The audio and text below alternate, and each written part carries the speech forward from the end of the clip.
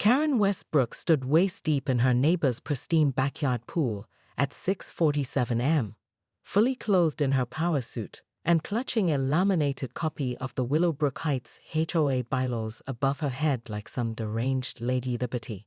Her perfectly coiffed blonde hair dripped chlorinated water down her face as she screamed at the bewildered homeowner through the sliding glass door.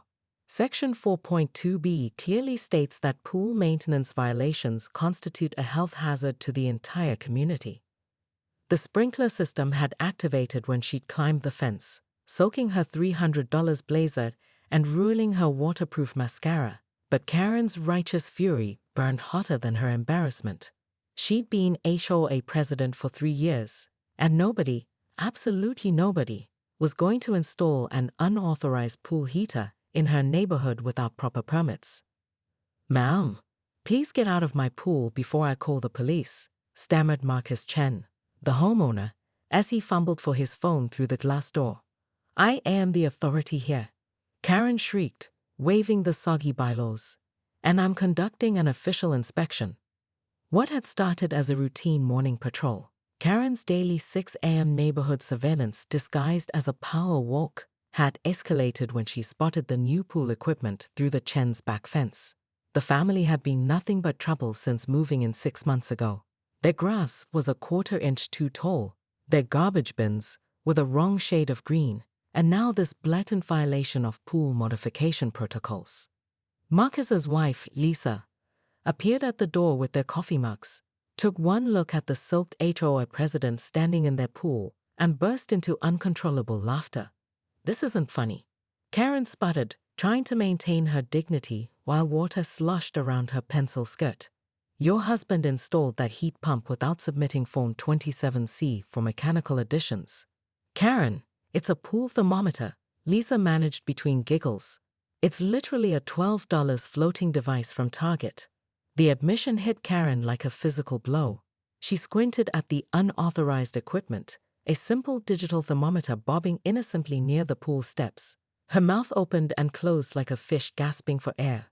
But Karen Westbrook hadn't become the most feared HOA president in 3 counties by admitting mistakes. If anything, this misunderstanding only proved how vigilant the community needed to be against potential violations. "The principle remains the same," she declared, attempting to wade toward the shallow end with whatever dignity she could muster. "All pool accessories require approval, regardless of cost or." The sound of sirens cut through the morning air. Marcus had called 911 while she'd been lecturing them about thermometer regulations. Karen's stomach dropped as she realized how this looked: a middle-aged woman trespassing in someone's pool, fully clothed, at dawn. As the first police cruiser pulled into the driveway, Karen made a decision that would change everything. Instead of climbing out and explaining herself like a reasonable person, she doubled down. "Officers," she called out as they approached the backyard, "I'm conducting official HOA business. These residents are in violation of." "Ma'am, step out of the pool immediately," commanded Officer Rodriguez, his hand resting on his radio. Karen's eyes narrowed. Nobody dismissed the authority of the Willowbrook Heights HOA. Not the Chens, not the police, and certainly not some rookie cop who clearly didn't understand property law. "I'll step out when I'm finished documenting these violations," she said, pulling her phone from her blazer pocket and hoping it still worked after its chlorinated baptism. "You know, Karen," she said conversationally, "I've been thinking about running for HOA president myself. After this morning, I think I might have a real shot." Karen stopped walking. "What do you want, Rebecca?" "Oh, nothing much. Just a complete audit of your presidential decisions over the past 3 years, starting with that suspicious landscaping contract you approved for your brother-in-law's company." The blood drained from Karen's face again. She'd been so careful about that contract, but Rebecca was smart and persistent. If she dug deep enough. "I'll see you at Thursday's board meeting," Rebecca said cheerfully, then turned back toward her own house. Karen stood alone in the alley between the properties, water still dripping from her clothes, her phone potentially ruined, her authority undermined, and now facing the possibility of a corruption investigation. But as she looked back at the Chen house, where Marcus was already testing his pool thermometer with evident satisfaction, A new determination hardened in her chest. Rebecca Walsh had just made a critical mistake. She threatened Karen publicly, in front of witnesses, while Karen was at her most vulnerable. But Karen hadn't survived 3 years as HOA president by rolling over when challenged. Thursday's board meeting was going to be very interesting indeed.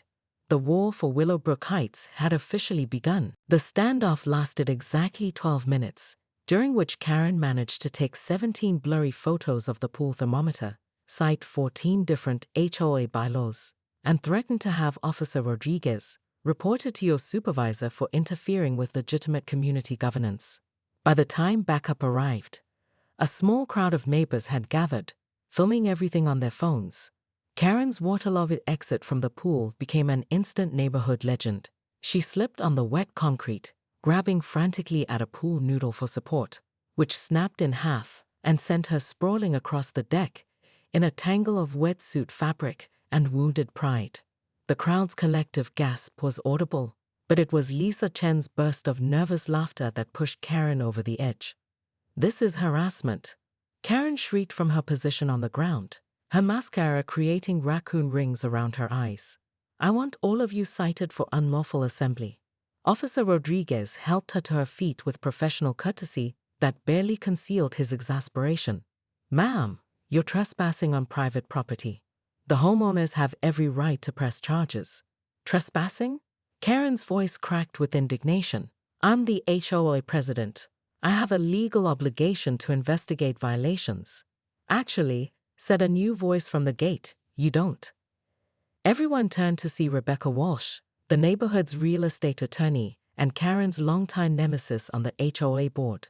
She'd arrived still in her pajamas and rubber boots, carrying a steaming mug of coffee and what appeared to be a legal document. "Rebecca," Karen hissed, water still dripping from her hair, "this doesn't concern you." "Oh, but it does." Rebecca smiled and held up the papers. "I've been reviewing the HOA bylaws all night, Karen. Turns out there's some fascinating language in Section 12 about board member conduct." The crowd leaned in closer. Marcus and Lisa exchanged worried glances, unsure whether this development was good or bad for them. According to the original covenant documents, Rebecca continued, clearly enjoying herself, "Any board member who engages in behavior detrimental to community relations or reputation can be subject to immediate review and potential removal." Karen felt the blood drain from her face. "You can't." Article 15, subsection D specifically mentions trespassing, harassment of residents, and, Rebecca paused dramatically, public disturbances that bring negative attention to the community. Officer Rodriguez cleared his throat. "Ladies, we still need to resolve the immediate situation. Mr. and Mrs. Chen, do you want to press charges for trespassing?" Marcus looked at his wife, then at Karen, who stood shivering in her ruined suit like a drowned cat. Despite everything, he felt a flicker of sympathy for the woman who had just humiliated herself so thoroughly. "No charges," he said quietly. "But I want her banned from our property. And I want a formal apology," Lisa added, surprising everyone, including herself. Karen's mouth worked silently. An apology would be an admission of wrongdoing, which could be used in Rebecca's removal proceedings. But refusing would only make her look worse in front of the cameras that were undoubtedly still recording. "I was protecting the community's interests," she managed. "That's not an apology," Rebecca noted helpfully. The standoff stretched on, neighbors whispering among themselves, phones recording every moment. Karen realized with growing horror that by noon, this would be all over social media. The HOA president who broke into someone's pool to investigate a pool thermometer. "Fine," she said through gritted teeth.